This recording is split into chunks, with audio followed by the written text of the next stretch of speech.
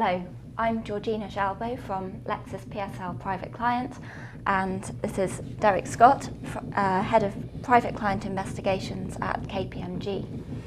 And Derek is going to talk to us about the changes to the Liechtenstein Disclosure Facility announced in Budget 2015. So thanks for coming in this morning, Derek. Welcome. So can you tell us more about the recent budget announcements in relation to the LDF and other offshore tax evasion measures? Yeah, sure.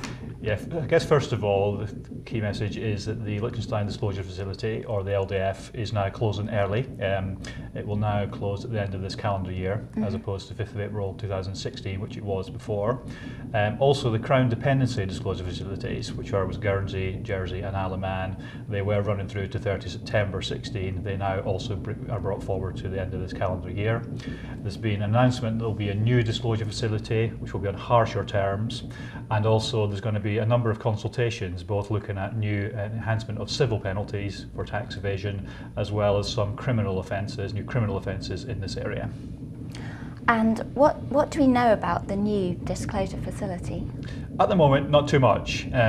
What we do know so far is it will be introduced from 1st of January 16, so from when these other ones close, through till mid-17. The penalties will be a minimum of 30%.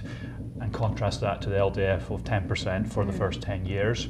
There'll be no guaranteed immunity from prosecution as well. And it's sort of been termed as the last chance disclosure facility. Last chance in the sense that HMRC will start getting information from Jersey, Guernsey, Isle of Man and the overseas territories under the intergovernment agreements from 2016, and also the OECD Common Reporting Standard, where about 100 countries now have committed to exchanging information, kicks in from 17 onwards. So far more information coming to the UK tax authorities. This is the last chance to regularise people's affairs.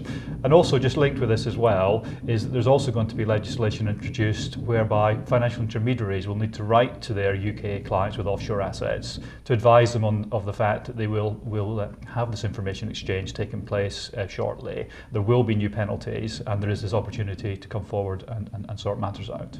Right. And the new consultations you mentioned, what are they in relation to? Yeah, we don't have much detail at the moment yet, so we'll wait to see the actual consultation documents. But thinking about taxpayers, first of all, there will be a consultation on something called a strict liability, which is a criminal charge for those with offshore assets and offshore income arising on those assets. But it's important here that this is looking at a position where there's no requirement to have an intention to evade tax. Simply the offshore account and income on that offshore account would be sufficient. So that's quite a significant change if that comes through. Yes. There was a consultation in 2014 on this as well, which comments were made to HMRC who were considering this, and it's come back to life, as it were. We'll have to see what the terms and conditions are when the consultation comes out, what the safeguards are for taxpayers, etc. But that's an important one. The other point that is going out to consultation is whether there should be a toughening of civil penalties for those who are evading tax overseas. And this is going to be looking at a penalty that is based on the value of the asset that's held overseas, as opposed to most penalties, which is a proportion of the tax liability. So that's, again, quite a significant change. And we also expect to see more in the area of naming and shaming taxpayers who are evading tax using offshore assets. Gosh, a lot of changes. Yeah, absolutely, absolutely. And there were also new measures announced which might affect advisors. Can you tell us more about those? Yeah, so advisors in the sense of anyone who's advising clients from tax to legal to banking. And one area that's been looked at here is a penalty on the person who is enabling tax evasion to take place, so not the taxpayer himself. This will be a civil penalty up to the level of any penalty that the taxpayer actually has to pay if they have enabled tax evasion to take place. Also naming and shaming of those third parties, so again, who have enabled tax evasion to take place. And then lastly, a new criminal offence where there's been a corporate failure to prevent tax evasion or to prevent the facilitation of tax evasion. So the issue is really ramping up here, both for taxpayers and those who advise taxpayers. Yes. And the LDF has been running for a number of years now. Do you think there are still people out there who will make use of the LDF or the new disclosure facility? Oh, absolutely. I think there's still substantial amounts of assets that are undisclosed. And I guess it comes back to the central point here of why are governments across the world introducing tax transparency? Why have 100 countries signed up to exchange information? There's a feeling that there is still a lot of assets out there to be disclosed. So I think that's without question still an issue.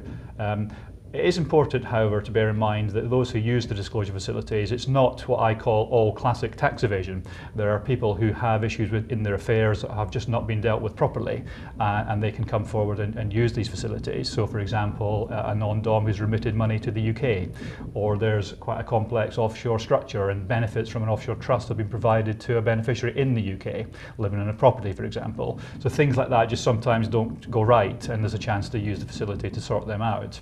I think also people who have assets in Switzerland, or we've got advisors who help people with assets in Switzerland, they're in the unique position whereby we had the UK-Swiss agreement in 2013. So they've already had this one-off deduction potentially to regularise the past. But the position in Switzerland still needs to be thought through because there are a number of people who were not really within the terms of that deduction, both because they maybe had a discretionary arrangement which is outside the scope of the agreement, or indeed they were a non-dom who opted out of the agreement. So anyone in that situation, again, thinking about information being exchanged in a year or two, should make sure their affairs are in order. And then lastly, I guess, a category to think about here would be trustees who may have trust liabilities themselves to think about. So for example, a 10-year charge on a discretionary trust. The disclosure facility under the LDF might be helpful there for dealing with that situation, but again, that's only till the end of this year now. Yeah. So what would you say is the message for clients and their advisors now? I think the first thing for our clients and their advisors to think about is what the message is from the government and from HMRC, and it really is absolutely clear, which is disclosed now, whilst these facilities exist.